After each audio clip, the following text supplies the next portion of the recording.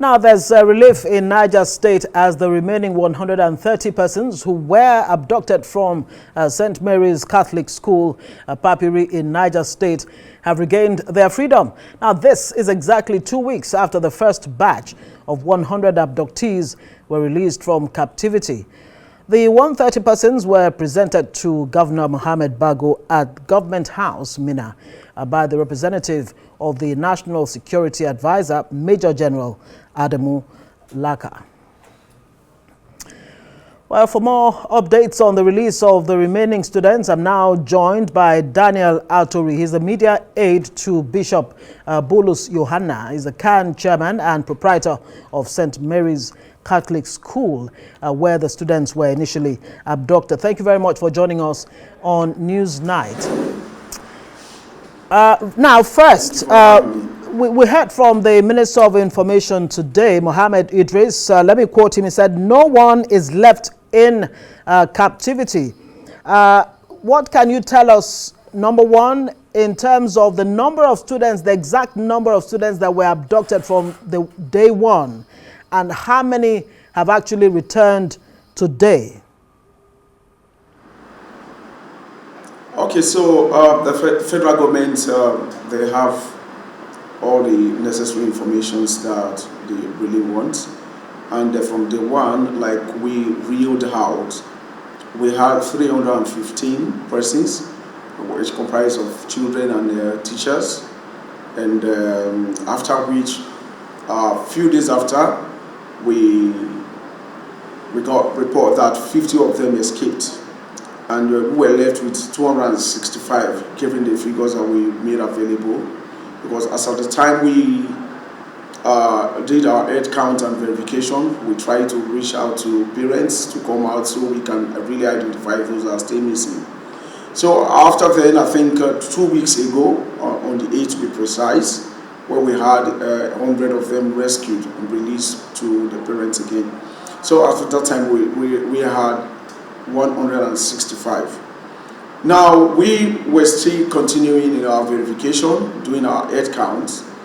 I can't really tell you categorically if all of them has been rescued, or we're still hoping, we're expecting more to be released.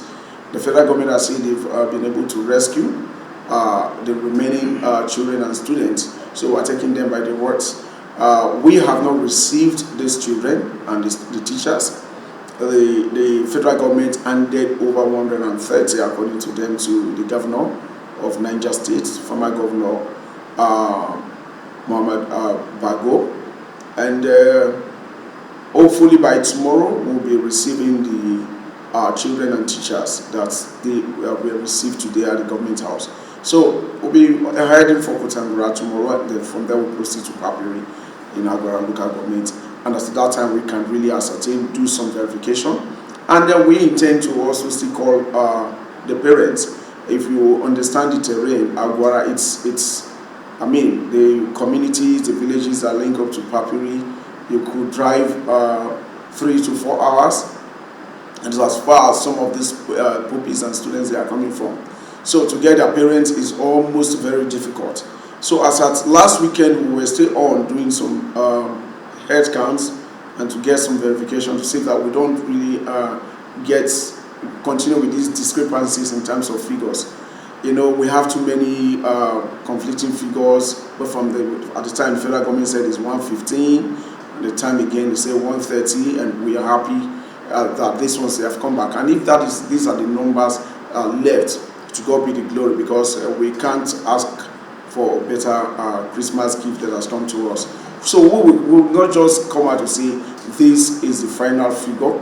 We will still go back, we will receive these ones, and then we'll go back to Papiri and go out to meet with most of the parents, because we've started the most. We need to come out so that at the end of the day, we don't have any parent come out to say, my child or my ward is still missing. It's not part of those who have come. So we are also being very careful. You know, when this whole thing happened, the pandemonium it caused in that environment, the panic and everything. So it was not easy to get the exact figure at that time. So that's the situation we are now. So hopefully as from tomorrow, when the bishop receives the children and the teachers rather. From that moment, we can take things from there. If I hear you correctly, you are saying that the school does not have a clear head count in terms of data. No, that's not what you're saying? No. Okay, great. So no, you have, that's not what I'm saying. Right. I said, no, we have discrepancies. We have different figures coming up, okay? And now, with what is happening, we need to go back and still, yes, we had said we still have 165 left, okay? Initially, it was 265, and then we have 100 rescued. We're still having 165. But that is not to say we are concluding on that, because so many things can happen. It's possible some children are obviously they escape we didn't know about, because we only work with the figures that we had on ground. Okay. When we're doing the head counts and the verification exercise, those we couldn't really get, we categorize them as those who are missing. And when the National Security Advisor visited, these were the things we presented, because we can't formulate figures, we can't reduce or add figures to life. We're talking about lives here. So we can't just afford to make mistakes. Don't forget, the federal government came out a few days ago to say it's 115 that it's still remaining. We understand but all that. Of a sudden, the figures change again. Right. Yeah, so very quickly, in 30 seconds, if I may come in. If I may come in very quickly. Now, Governor Bago actually criticized some parents for sending young, underage children to boarding schools.